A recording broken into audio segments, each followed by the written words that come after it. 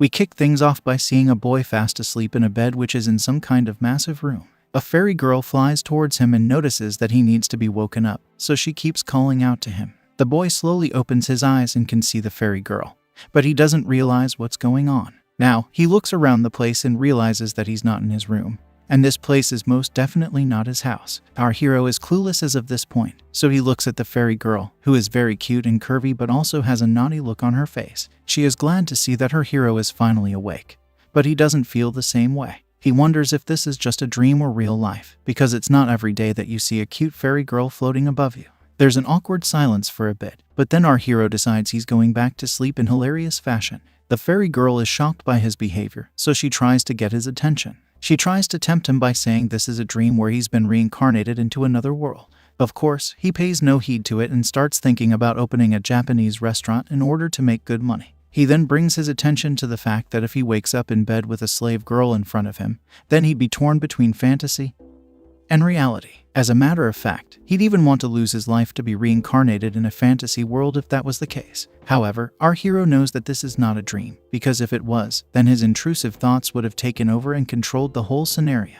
His shady thoughts start to dominate his mind, so the fairy girl decides she has to try something a bit more extreme. She has an evil smile on her face as she raises her hand to summon a spell, and this leads us to believe that she's more of a demon girl than a fairy girl. She unleashes the power of water and slams a whole waterfall on our sleeping hero, which makes him wake up instantly. He's shown to be drowning for a bit, but then the fairy girl stops the attack and lets him catch his breath. Our hero struggles to get back up, but the fairy girl says that he needs to get serious now. The boy asks her who she really is, and she replies by stating she is going to be his ally from now on. This is a bit hard to believe, especially after the water attack that she just used on him. Of course, the fairy girl says sorry for resorting to such methods, but she really didn't have much of a choice. Anyway, she reveals her name to be Tanya, or as her friends like to call her, Tanya. She is looking forward to work with our hero, and she presents herself in a cute manner. Our hero, whose name is finally revealed to be Shinta, recalls that Tanya's real name is similar to that of a fairy queen in one of Shakespeare's plays. He notes that Tanya doesn't really look like an innocent fairy even though she has wings, so he wonders what the deal is over here. Shinta asks Tanya what she wants from him, and the fairy girl realizes that he has no recollection of what has happened to him till this point. She decides to refresh his memory by making him remember the last thing he did when he was in Japan. Shinta uses his brains and recalls that he was in school, as can also be seen from the uniform he's wearing. He was sitting at his desk and filling a form to sort out his career path, but it didn't look like he was too interested in it. Suddenly, a sacred seal appears around him and he is trapped inside it. Shinta has no idea what this is and why it is around him, but it's too late for any second thoughts as the seal shines bright like a diamond and transports him to this dungeon room. Tanya now asks Shinta if he remembers his past, and our hero has a dejected look on his face. He is feeling cold due to the water attack, and then he looks at his body to see if he is still human. Shinta has legs on his body, so that's good news for him because he believes ghosts are known to be senseless and always missing their legs. Now that he's sure he's still a human and alive, Shinta turns his attention to Tanya, who is also glad to see he is now up to speed. Now, she explains that the original plan was to have Shinta and his entire class summoned to this fantasy world filled with swords and magic. However, for some reason, only our hero was brought here, and Tanya can only make a cute face to show her own confusion. Hearing this from the fairy girl makes Shinta excited, because this is just like the fantasy stories he used to read back on Earth. He believes he has been summoned here as a hero so that he can travel with cute girls and slaves. Shinta declares that his life in this story is going to be a romantic comedy, but Tanya comments that he's only setting himself up for his own doom if he continues with this silly fantasy. Of course, every boy's dream is to have his own harem of slave girls, but he must come to terms with reality if he is to survive here. It's time to get serious, so Shinta asks Tanya what the deal is with his summoning over here. The fairy girl states that they are currently in a dungeon which is underground, but also incomplete. It is actually a gift from God to our hero, who has been forgotten in his own world by now. Tanya asks Shinta to accept this gift and she promises to support him in all his acts because it is her job to do so. She will help our hero become a dungeon master by using her powers to his desire. Shinta figures that he has been chosen to manage this dungeon as his primary job role in this life. The fairy girl is surprised that he was able to understand this so easily, especially because she thinks he has a lower level mind as compared to hers. She now leads Shinta to the most important part of the dungeon, which is the control room.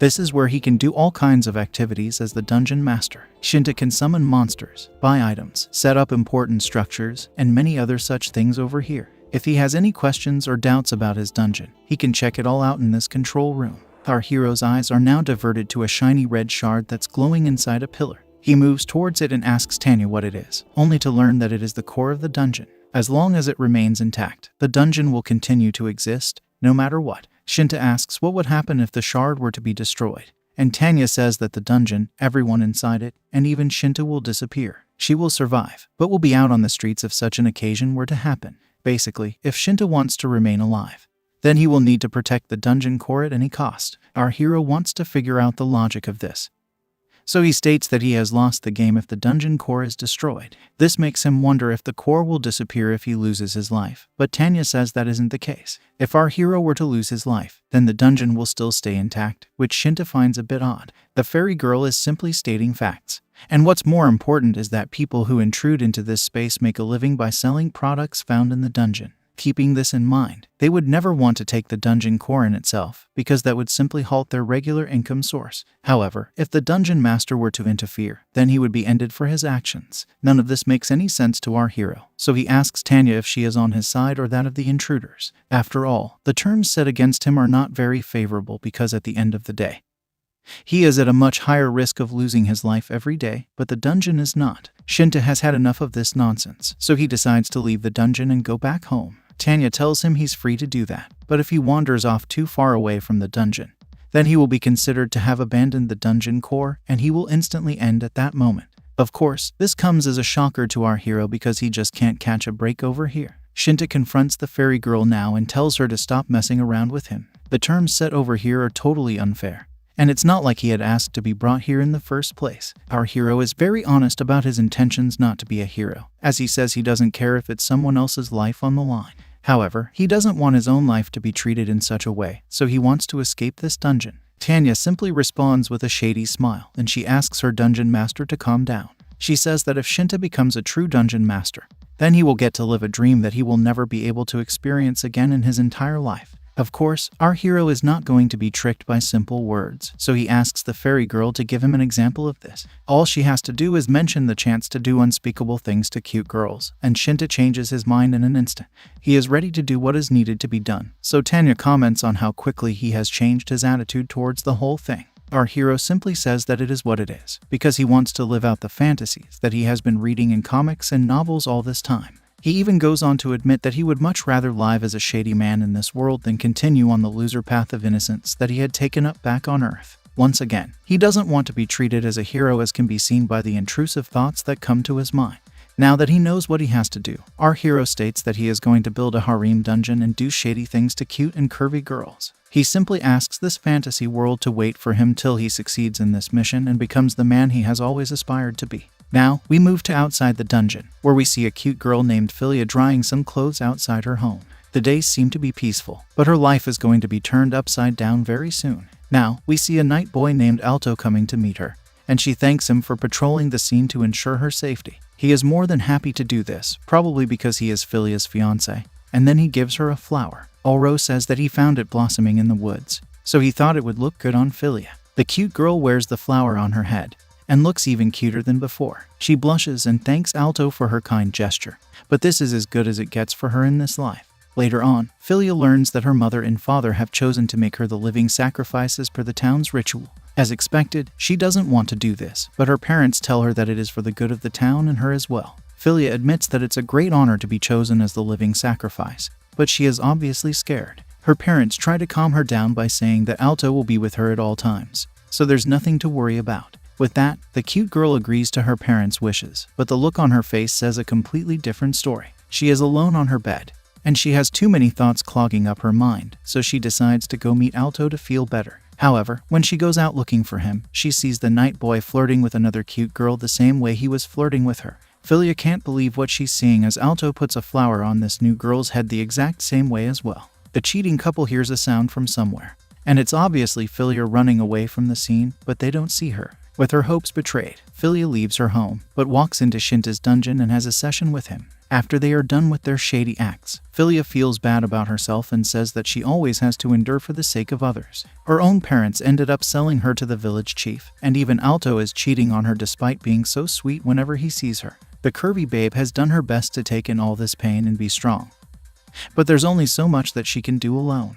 Shinta tells her that endurance is not always a good thing, and it won't come from hard work either. Filia accepts his statement and says that her personality is weak. Of course, this is something that can't be changed in one night, so Filia just has to deal with the reality of her life. She wonders if it's going to be this way for her till the end of her life, because she's not even allowed to try to be happy. The curvy babe states that if she can't change no matter how much she tries to endure, then it would be better if she just stopped everything once and for all. This obviously implies something much darker, so our hero gives her a hug to give her some peace of mind. Filia starts to blush and doesn't know how to react to this, because it's a genuine feeling. Shinta tells her not to worry anymore, because from this point forward, there's nothing that she needs to keep on her mind. All Filia needs to do is obey his orders, and he'll make sure to give her happiness every single day. The cute girl blushes some more and hugs our hero back in order to thank him for showing her such basic kindness. Now, it's time to move on to the action, and we are taken to a mining area where we can see some goblins roaming around. We can see some kind of magical stone which is revealed to be the source of power to the whole dungeon. Basically, these stones can be converted into DP, which is then used to build, extend, and repair facilities. They are an important source of energy and can also be used to summon monsters, as is said by the demon girl Tanya. Shinta takes a look at this and asks her if there is any other way to earn DP other than mining. In order to make things easier for her master, Tanya shows him a summary that even a school kid will be able to understand. Now, we see a list of actions that can help increase DP, the first one being natural recovery by ground veins. Then, there's the option of defeating intruders, after which their corpses can be offered to the core of the dungeon as treasure items. Shinta puts his mind to work and realizes that veins aren't the best way to earn DP for his dungeon. The best option would be to lure intruders in, take their lives, and then offer their corpses to the dungeon's core. Of course, the amount of DP will also depend on the level of the intruder. The targets are now set on strong intruders of high levels, but then Tanya tells Shinta that there's another way to get the job done. It's by creating life, but our hero doesn't get what the demon fairy is trying to tell him. Tanya brings the shady look back to her face and tells Shinta that making babies is one of the other ways to earn DP. Our hero loves the act of doing such thing, and it's only proven further when the fairy demon tells him that the DP has increased around here ever since he started doing shady things with Filia. His slave girl has been a huge help as she helps Shinta act on his intrusive thoughts and release all his worries into her curvy body. However, since she has now become Shinta's slave girl properly, there is no point in trying to earn DP from her anymore because the rules will not allow it. After all, a slave girl will always be ready to serve her master, so it's like a cheat code for a boy like Shinta. This leads both Tanya and Shinta to think some more about the current situation, and the demon fairy figures that it would be best to talk to Filia to understand her better. She asks the slave girl how it felt to be captured, because she knows that she had tried to run away due to the village laws. We learn that as per these laws, every 3 years, 1 or 2 cute girls are chosen to be living sacrifices in a temple located not too far outside the village. This year, it was Filia's turn to be sacrificed, and she had heard both her parents talking to the village chief about this choice. This was too much for her to take in, so she got scared and ran away while she still had the chance. The truth of the matter is that this was nothing more than a scam for the village chief to do shady things to the girls and then sell them off to a slave trader. It was at this moment when she realized that she wasn't being sacrificed, but rather sold as a slave by her parents. Filia was really scared of what might have happened to her, so she decided to run away as there was no one she could trust anymore. Even the village guards and watchman would have come to get her, so the only possible choice was to escape without being seen. Shinta realizes that his slave girl has a much darker backstory than he had initially thought, and if he actually wanted to act like a hero, then he would have gone after the watchman and the village guards and taken them down in an instant. Of course, he also wants to know what kind of person a watchman is supposed to be. Filia explains that watchmen are just a group of adult men in every village with a strength of around 10 people during the busy season and around 50 during the off-season. Shinta figures what the seasons imply, and he states that the watchmen are just farmers who are brought in when there are no crops to grow. Since these men are not real soldiers, they won't have the kind of skills that one would expect from them. Tanya becomes excited upon hearing this, as she knows that the goblins will be no match for these watchmen due to the differences in physique. Shinta has to use his brains once more, and he realizes that he can't just use Filia as a medium to act out his intrusive thoughts. He needs a helping hand with other things too, so he asks his slave girl about the kind of work she used to do in her village. She says that she used to look after all the farm animals, she'd work in the fields as well, and on top of that, she would also knit textiles. Tanya doesn't know how useful these skills will be to Shinta, but she figures that the dungeon defense can also be boosted if Filia makes use of her livestock skills. After all, the slave girl might be able to look after the wolves and goblins inside the dungeon. Our hero realizes that the wolves inside the dungeon are actually wild animals and not just cute puppies. He had summoned them here along with the goblins, and they might not be a threat right now, but that could very quickly change once they grow up. As a matter of fact, these wolves will become even more powerful than the goblins once they reach their true power level. Now that he has understood the importance of this task, he asks Filia to take care of the goblins and the wolves as they will be needing the extra attention. Our hero tells his curvy slave girl that he's counting on her, and this makes her very happy. Filia gets to work right away, and we can see that she is very good with the wolves and the goblins even though it's her first time doing this. The happiness on her face is quite genuine, and our hero is glad to see that he has given some joy to Filia, who has otherwise had to live a rather sad life. Now, we switch to her village where Alto is just standing by his desk. His side piece tells him to stop wasting time and sulking like a loser because they need to go find Filia fast. The night boy has an odd look on his face, which makes it seem as if he has some shady intentions in mind.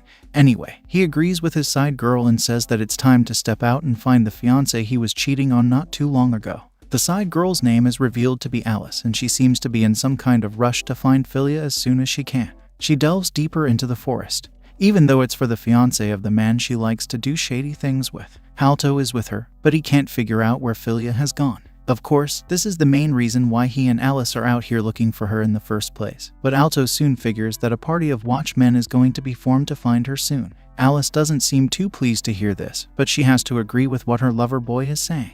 However, all of a sudden, she hears something in the bushes and lets Alto know about it immediately. The side piece needs to know where the sound is coming from, so she goes closer to the grass in the bushes to see what's going on. In a hilarious turn of events, it only happens to be Shinta who looks like he is relieving himself from the food he had eaten not too long ago. Alice is shocked to see our hero in this state, but she wants to know why he is not wearing any clothes. It's a rather silly question to ask our hero, but he answers anyway by saying he was actually just taking a bath here and not doing anything relating to pooping. Of course, Alice is a cute and curvy girl as well, so Shinta's eyes fall on her twin peaks. His intrusive thoughts begin to take over, and our hero has a hard time trying to hold them off, so Alice realizes what's on his mind.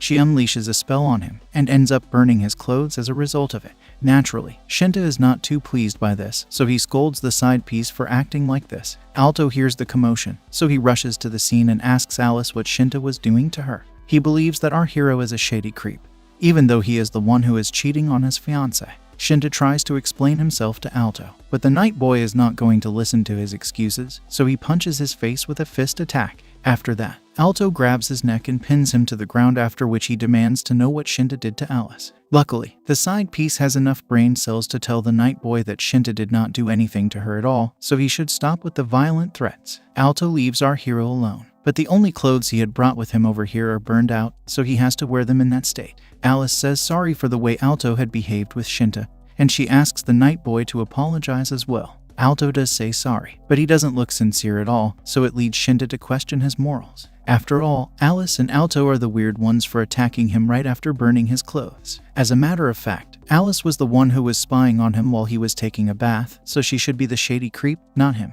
However, nothing is fair when it comes to innocent men and foolish women. Judging from their looks, Shinta figures that the couple might be from the nearby village, but they are savages in his eyes. If such people are going to attack our hero simply for taking a bath and talking to them, then it would be better to just take their lives right away and be done with it. Now, Alice asks Shinta about the clothes he's wearing because they look quite unusual. It doesn't look like the uniform from the Academy of the Royal Capital, so she wonders if Shinta is from another country. He simply responds by saying he is from a country in the East.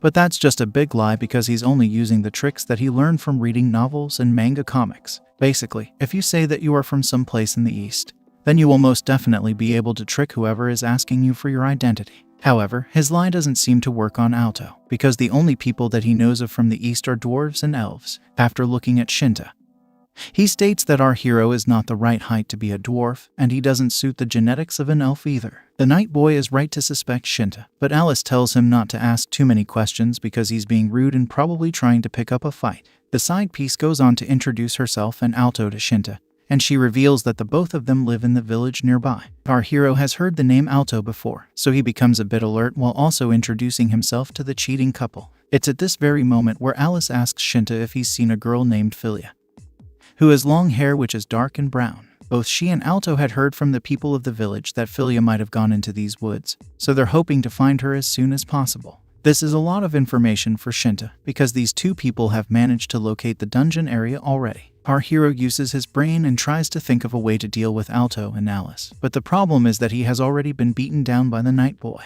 Of course, he would love to get his revenge, but the problem is that he doesn't have the energy to do so. On top of that, it's 2 against 1 at this point, and he doesn't have super strength, so he can't afford to take his chances right now. That's when it hits him that he can simply lure these two into his dungeon and make them deal with the goblins instead. There are over 24 goblins in the dungeon as of now, so he's willing to take those odds against Alto. Our hero tells the couple that there is a cave around here, so it could be possible that Filia has taken refuge inside it. Alice worries after hearing this, because she knows the cave could actually be a dungeon, which is in fact the truth. She hopes that Filia is alright, and she asks Alto if they should take the risk to go inside the cave. The Night Boy tells his side piece that all will be well now that he is here. And he also states that going into a dungeon could be good news, because they could win treasures inside it. Alto's attitude seems to bother Shinta because the Night Boy sounds very positive about this mission. This could either mean that he's confident in his skills or just plain reckless. Either way, if Alto and Alice are going to be within the vicinity of Shinta's dungeon, then he will need to fight them at some point or the other. We can clearly see that our hero's ego is hurt because he did not come out all the way just to get beaten up by a shady knight. He wants payback for what happened to him, and he intends on getting it in the best way possible. However, his demon mode is put to a halt when he forgets where his dungeon is. It's a rather funny moment because Shinta is like a lost boy now, and he can't afford to make any reckless moves. After all, if he strays too far away from the dungeon, then he might end up losing his life, which would be a pretty sad way to go. Suddenly, he hears a voice in his head which mocks him for forgetting the path to his own life source. This happens to be Tanya, who is glad to see that her master is still alive. The demon girl says that she went to pick some flowers, and now things have become very interesting. One of those things is Shinta's outfit, which has been burned, and his reputation, which has been ruined. Our hero doesn't see what's funny with this, but the demon fairy is having a field day. She asks Shinta to calm down because while she does get why he's so angry, it's also important for him to deal with the situation at hand. For now, she will make some arrangements to buy and instruct some more goblins for the plan Shinta had not too long ago. Tanya does not have the power of a dungeon master, so getting the job done will take some more time than usual. However, she will help Shinta guide Alto and Alice in a way that they will end up taking a detour to enter the dungeon. In the meantime, all that Shinta has to do is walk with the couple and keep them busy for a while. Our hero needs to waste as much time as he can, so he comes up with a plan to make that happen. Since Alto looks like a swordsman and Alice looks like a magician, it will not be as easy to trap them like how he was able to do so with Filia. That's when Shinta realizes that Alto is supposed to be the fiancé that his slave girl was talking about. Of course, our hero takes every possible chance to make fun of the Night Boy, especially when it comes to his elephant's trunk. As far as Alice is concerned, he figures that she's the side piece that Alto is having an affair with. Shinta doesn't know too much about the details, but from what he can see, Alice and Alto do look like a good couple. Since the relationship between them and Filia is a bit complex, Shinta decides to ask them some questions about it. It doesn't go as smoothly as he had planned, because he ends up asking them if they like to do shady things to each other. Tanya tells him this is not the right way to find out if they are lovers, but our hero has no experience in this kind of talk, so he tells her to keep her mouth shut. Shinta's question does make Alice panic a bit, and she even blushes as she says that there's nothing shady going on between her and Alto. The side piece says that she and the Night Boy are just childhood friends, but we all know what that means. She also goes on to say that Alto has a fiancé by the name of Filia, so this confirms all of Shinta's suspicions. Our hero figures that something romantic has to be going on between Alice and Alto, because she is acting too odd in response to a rather straightforward question. Alto is not one to mince words, so he openly says that his marriage to Filia is nothing but a scam. He states that it was a selfish decision made by their parents, and he had no interest in the idea. Alice asks him if he minds their affair, so he says no, but then again, he has no idea how Filia would feel about it. After all, he believes that people should only marry each other if they truly love each other, which is why his engagement with Filia has been going on for so many years now. None of this paints him in a good light in front of Shinta, who is just amazed by how shameless the Night Boy really is. He can't believe that Alto is leaving a cute girl like Filia hanging just because their parents made the decision to get them married. It's not right to treat a girl this way just because you don't know how you feel about her due to such formality. Of course, if it was Shinta in Alto's place, then he would have instantly accepted Filia to be his bride. As a matter of fact, he would have the wedding that very same night, so that he could violate her as soon as possible. It's amazing how someone can get a girl as cute and curvy as Filia or even Alice without having to make any effort to become popular. This is exactly what our hero is thinking as he asks Alice if she is free to fool around.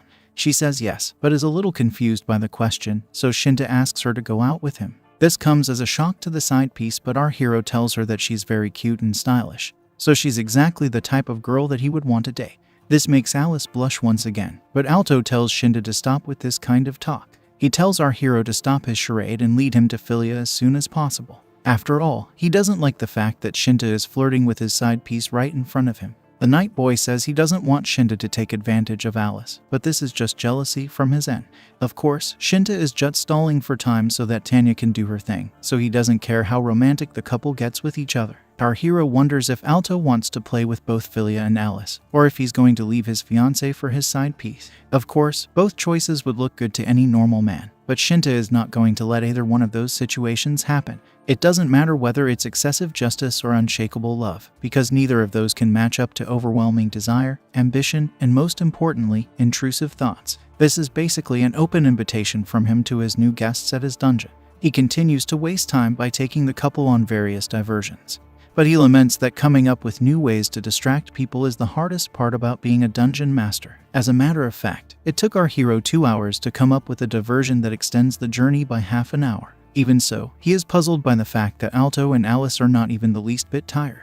Of course, it could simply be the fact that he was a city boy back in Japan, so he has no stamina when it comes to moving around in the forest. Shinta gasps for breath and wonders if the people of this world are built different, but that doesn't seem to be the case. The trio has reached the dungeon, but Alto thinks that it's a bit shabby. Shinta only mocks him in his thoughts, and then the night boy decides to enter the dungeon. Alice asks him to be careful because if Filia had disappeared here, then something must be wrong with the cave. Alto tells her to relax because he knows what he's doing and can take on any danger that comes his way. Shinta comments that even after taking so many detours, it looks like Alto has become fresh after seeing the dungeon, whereas our hero is out of energy. Now, Alto, Alice, and Shinta enter the dungeon and walk further inside to try and find Filia. Our hero takes a look at his stat bar and seems to confirm something sneakily when the cheating couple isn't looking.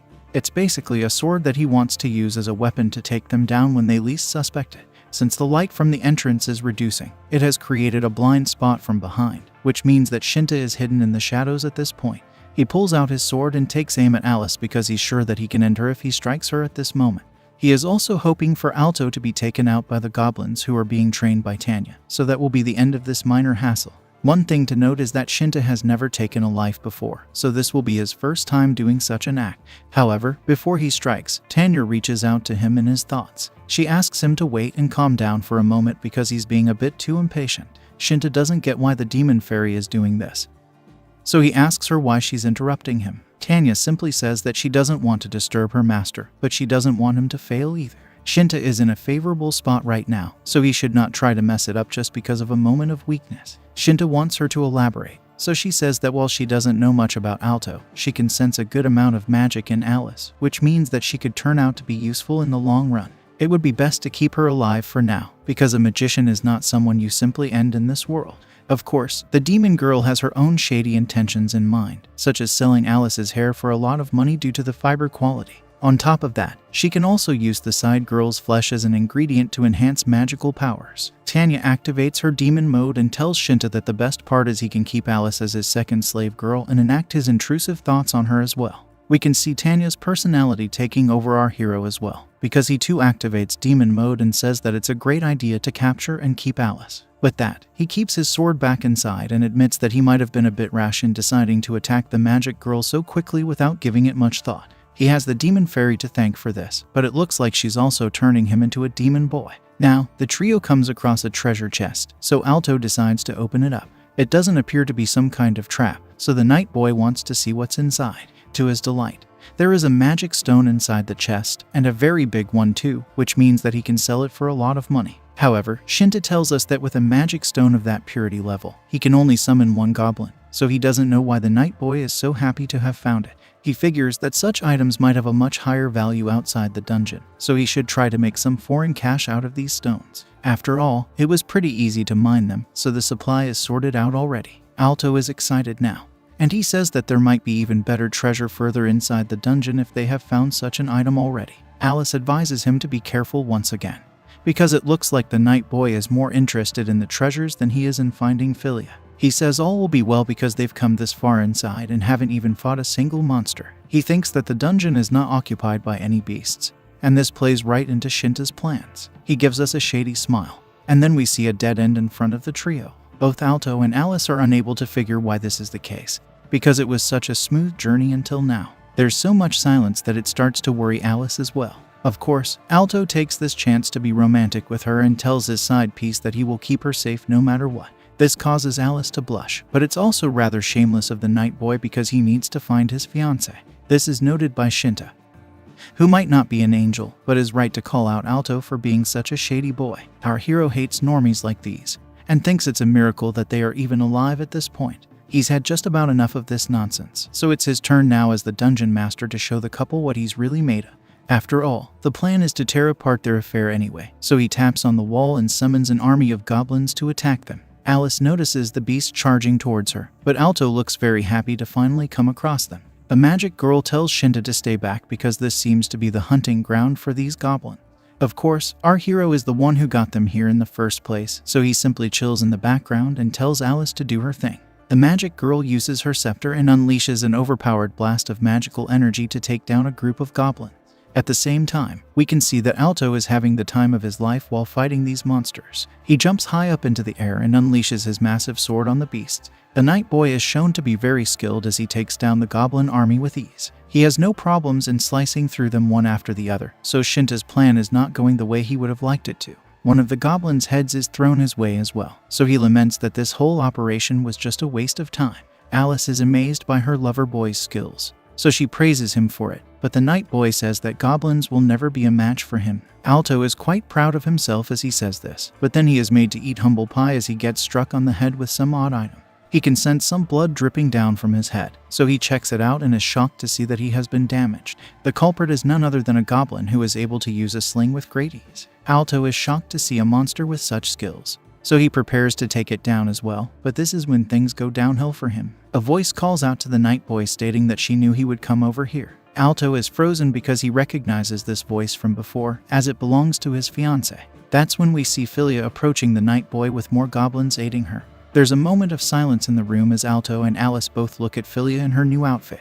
The night boy is barely able to speak out her name because he can't believe that it's her in front of him. Filia simply confirms that it is indeed the same girl whom Alto was cheating on with Alice. However, the night boy and magic girl are both stunned by the fact that Filia is wearing such an outfit. They want to know why she's being like this, but the slave girl says that Tanya had told her to wear it in order to please her master. After all, the only man who can enjoy her curvy body from top to bottom is her master and no one else. Filia is a completely different girl now as she talks about being a delicacy for her master to taste, probably because she has turned into a woman who loves the desires of the flesh. Alto is shocked by his fiancée's behavior, so he asks her to stop talking.